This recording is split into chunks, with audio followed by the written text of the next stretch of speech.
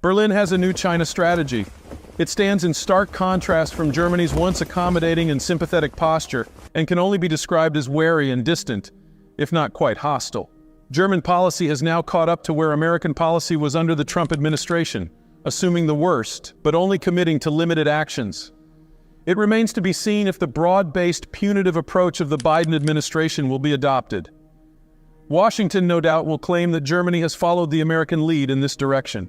But given Berlin's comprehensive approach, the product of considerable compromise, it is the Germans that seem to have taken the lead, much as Japan did on this matter at the recent G7 meetings in Hiroshima. The 64-page strategy document from Chancellor Olaf Scholz's coalition government claims that China has changed, and so Germany must. It describes Beijing as eager to dismantle the rules-based international order that the strategy document claims has governed international trade and finance for decades.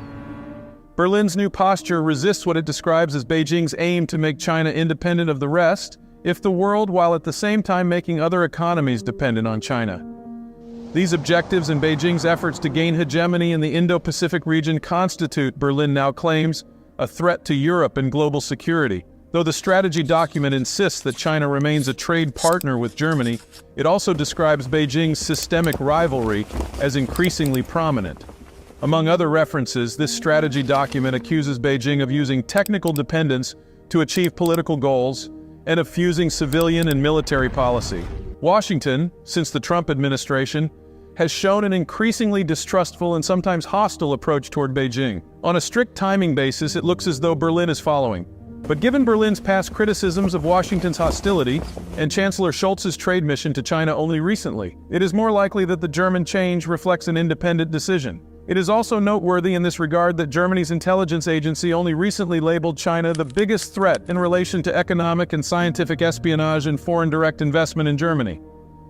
Berlin has received an oblique warning of China's growing trade dominance in a recently released report from Germany's Federal Statistical Office that in 2022, German exports to China rose a mere 3.1%, but its imports rose a whopping 33.6%, leaving Germany with a negative bilateral trade gap approaching 100 billion euros. The new German strategy aims to make Germany less dependent in critical sectors, singling out medical technology, medicinal products, and rare earths. The new strategy seeks to amend law to account for security interests in all trade arrangements as well as with German investments in China. It intends to develop a list of goods subject to export controls, with an emphasis on cybersecurity and surveillance. The strategy further aims to broaden our German economic relations with Asia and beyond. No doubt especially irritating to Beijing is how the new strategy takes a strong position on Taiwan, committing Berlin to improving relations with the island, supporting Taiwan's participation in international organizations, and an insistence that any reunification with the mainland occur peacefully and with mutual consent. The document also joins with the United States in pressuring Beijing to give up its developing nation status at the World Trade Organization. Berlin is careful to avoid any mention of decoupling from China trade, a notion that has become common in Washington. The Germans prefer the expression de-risking. By this, Berlin means to continue trade links with China but nonetheless secure protection from dependence, Chinese bullying, and unfair trade practices. If the strategy does not seek to sever the two economies from each other, it does strongly recommend that German business diversify their supply chains away from China. When asked if Berlin would mandate such diversification, Chancellor Scholz made clear that such a step would not be necessary, since German firms are already in the process of diversifying from China without government pressure. The same is true of American and Japanese business. Unsurprisingly, Beijing is far from happy about this new German attitude. For some time now, as the United States and Japan resisted Beijing's unfair and sometimes abusive trade practices, Europeans, most especially the Germans, seemed eager to gain advantage with China as the Americans and the Japanese made distance. The past century or so has been a bit of a blitzkrieg of progress, from horse and buggy to passenger trains to the family car to everyday air travel.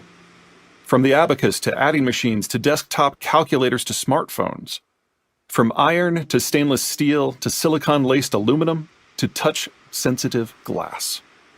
From waiting for wheat to reaching for citrus to being handed chocolate to on-demand guacamole.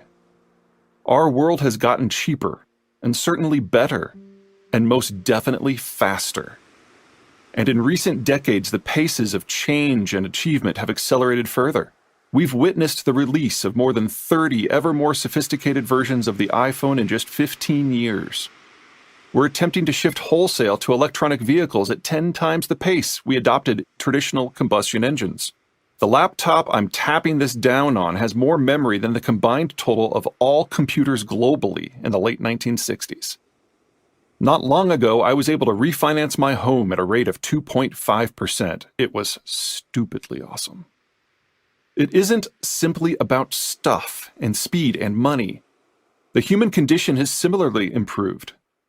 During the past 7 decades, as a percent of the population, fewer people have died in fewer wars and fewer occupations and fewer famines and fewer disease outbreaks than since the dawn of recorded history. Historically speaking, we live in an embarrassment of riches and peace. All of these evolutions and more are tightly interwoven, inseparable. But there's a simple fact that is often overlooked. They are artificial. We have been living in a perfect moment, and it is passing. The world of the past few decades has been the best it will ever be in our lifetime. Instead of cheap and better and faster, we're rapidly transitioning into a world that's pricier and worse and slower. Because the world, our world, is breaking apart. I'm getting ahead of myself. In many ways, this book is the most quintessentially me project I've ever done. My work lands me squarely at the intersection of geopolitics and demography. Geopolitics is the study of place, exploring how everything about us is an outcome of where we are. Demography is the study of population structures. Teens act different from 30-somethings versus 50-somethings versus 70-somethings. I weave together these two disparate themes to forecast the future. My first 3 books were about nothing less than the fall and rise of nations, about exploring the big picture of the world to come. But you can only speak at Langley so many times. To pay the bills, I do something else. My real job is a sort of hybrid public speaker/consultant. The fancy marketing term is geopolitical strategist. When groups bring me in, it's rare that they want to ruminate over the future of Angola or Uzbekistan. Their needs and questions are closer to home and their pocketbooks, wrapped up in a series of economic questions about trade and markets and access. What I do is apply geopolitics and demography to their problems, their dreams, their fears. I peel out the appropriate parts of my big picture and apply them to questions of electricity demand in the Southeast, or precision manufacturing in Wisconsin, or financial liquidity in South Africa, or the nexus of security and trade in the Mexico border region, or transport options in the Midwest, or energy policy during the turn of American administrations, or heavy industry in Korea, or tree fruits in Washington state. This book is all that, and more, so much more. I'm once again using my trusty tools of geopolitics and demography to forecast the future of global economic structures. Or, to be more accurate, their soon-to-be lack thereof, to showcase the shape of the world just past the horizon.